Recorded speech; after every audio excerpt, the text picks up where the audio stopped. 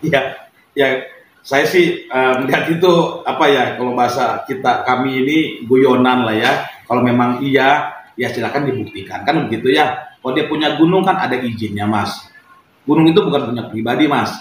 Ya, kalau saya ngomong misalkan saya punya laut gitu, ya mas juga bisa bilang saya punya laut juga. Tapi mohon maaf gitu, ya bumi dan air dalam pasal 33 Undang-Undang 1945 konstitusi kita negara itu dimiliki oleh negara.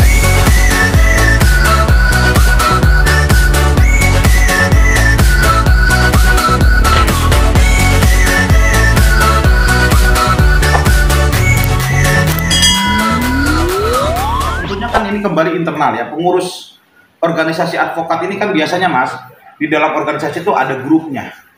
Ya misalkan saya di Perkumpulan Advokatan Indonesia di PHI, partner saya di Peradi, ya ada juga di Peradi yang lain gitu ya, karena ada beberapa pecahan seperti itu. Dan itu masing-masing itu memiliki grup asosiasinya, ya di wilayah kota kabupaten. Tentunya kan ini aktif dalam peranan mengingatkan, peranan kegiatan gitu kan, bahkan mungkin ada beberapa aturan-aturan yang disampaikan oleh organisasi tadi.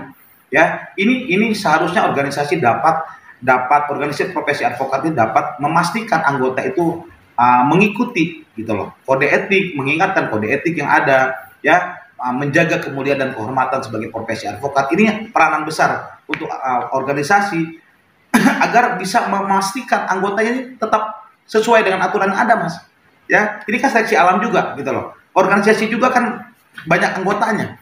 Dia menyampaikan secara umum, tapi kan ini kembali kepada pribadi-pribadi advokatnya mas.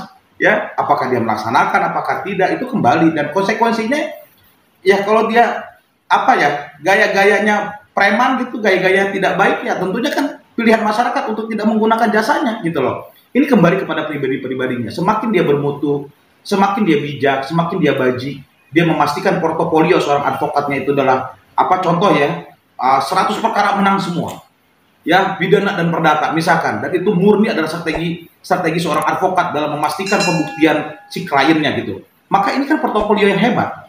Seharusnya advokat di seluruh wilayah hukum Indonesia berlomba-lomba seperti ini gitu, bukan berlomba-lomba yang mohon maaf gitu, media daring ya atau flexing misalkan. Ini saya pikir juga tidak baik ya untuk konsumsi masyarakat yang akhirnya melihat profesi advokat tuh terlalu wah gitu ya, atau ada sisi negatifnya yang dahsyat gitu loh, oleh masyarakat menilainya seperti itu.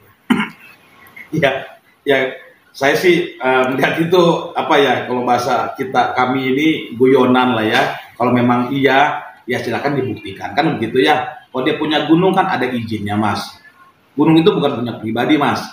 Ya, kalau saya ngomong misalkan saya punya laut gitu, ya mas juga bisa bilang saya punya laut juga. Tapi mohon maaf gitu, ya bumi dan air dalam pasal 33 Undang-Undang 1945 konstitusi kita negara itu dimiliki oleh negara, dikuasai oleh negara untuk senyata-nyatanya untuk warga negara, untuk masyarakat, untuk rakyat Indonesia kan gitu. Tentunya bicara itu ya harus ada aturan hukumnya. Kalau kita seorang advokat ini adalah aparat atau penegak hukum mas, tentunya bicara kita ini juga harus punya dasar hukumnya gitu. Kita bicara ke siapapun harus punya dasar hukumnya. Jangan sampai kita bicara ya ada pengakuan gitu kan, punya gunung yang di media mas tuh ada kandungan uraniumnya. Ini kan dahsyat mas.